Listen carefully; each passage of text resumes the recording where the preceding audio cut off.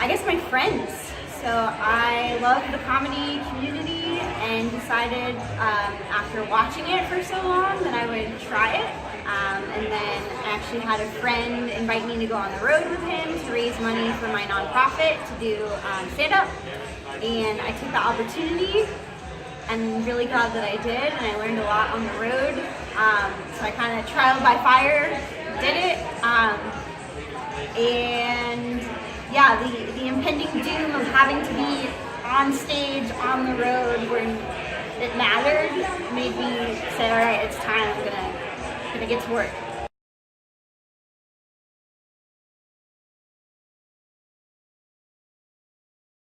It was really cool because I've watched it for years and grew up watching and loving Seinfeld and always loving the snippets of his bits in the beginning and the end. So it felt cool to like hold the microphone and be in that position where I was in front of the room observing and talking about things that I observed. It was kind of like that whole moment of, you know, having dreamed about something as a kid and now having the opportunity to try it. And you know, it wasn't necessarily how I had dreamed that it would go. Like there weren't crowds of people rolling on the floor laughing. It's not that glamorous starting out, but it was really cool to know that I had set a goal and a dream and then was out here living.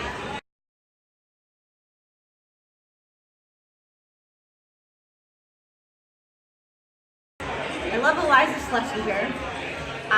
She cracks me up, and also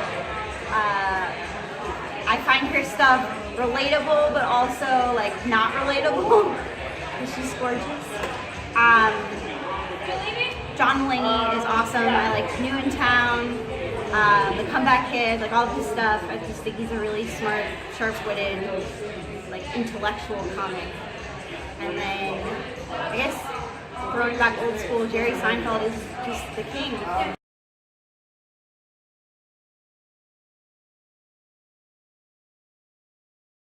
I guess of late, I really enjoyed New Girl, love Zoe Deschanel, Parks and Rec, Amy Poehler, and that whole crowd.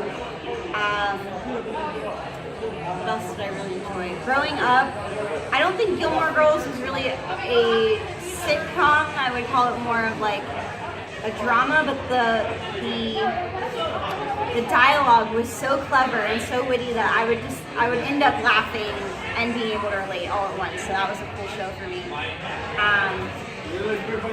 Seinfeld. Did you guys officially meet?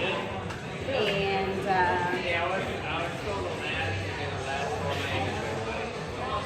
I used to watch like old school TV with my dad on Saturday mornings on TV Land. So like he taught me about the Three Stooges and all of like the really old school comedy stuff. So there's a special place in my heart for that too.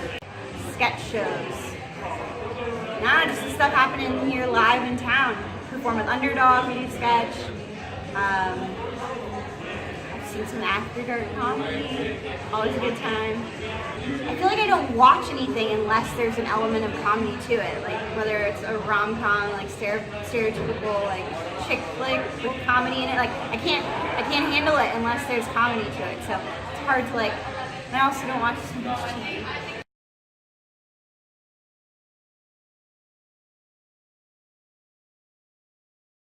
I don't know. I don't know. The funny ones.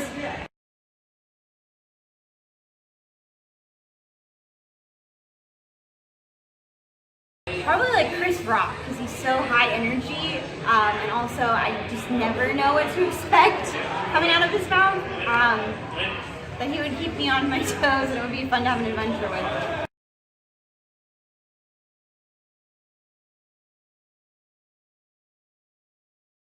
I love Chris Rock, love Jerry Seinfeld. I would just want to be in the room with them, so even if they were teasing me, I would be happy. John Mulaney and Nick Kroll as a duo are hysterical. They came through town and I saw them perform. And when they were like out on stage together, and even watching their, I forget what it's called, something like Old Men on Broadway on Netflix. them talking about like a tuna fish sandwich. They can roast a tuna fish sandwich. They can have at it and roast me too. Nanette was Hannah Gadsby. I'm mad that I forgot her name, but like she can like make art history funny and like a topic of conversation and relevant. Then like yeah, she can roast me too.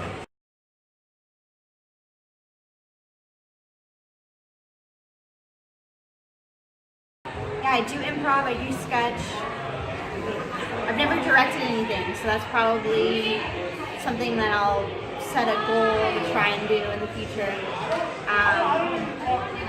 I used to write sketch in high school like a long time ago, but then wrote my first sketch as an adult a couple months ago and watched it come to life with my team. That was a really cool feeling.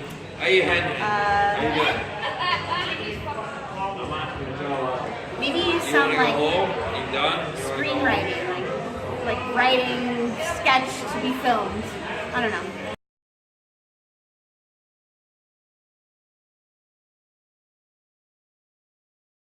I think I've learned that persistence is really everything. So hopefully I keep it up and then I see what happens.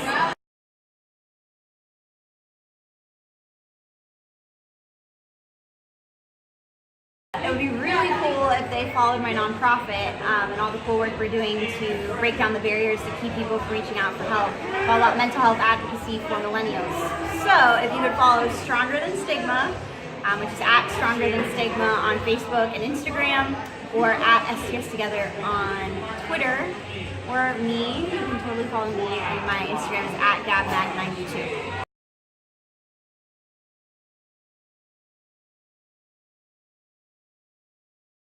I want them to feel like they can relate and that they're not alone. It's kind of like when I speak about mental health too. It's just like knowing that somebody else out there understands. Hopefully they giggle too. Like, let's be real, I want them to laugh and feel like somebody gave them a warm hug all at once.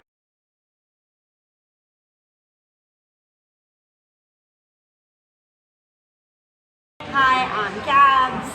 I run a nonprofit and I'm all about mental health advocacy, so if that means standing up on stage, then I will totally do that. So please check out this interview on acutiepie.com.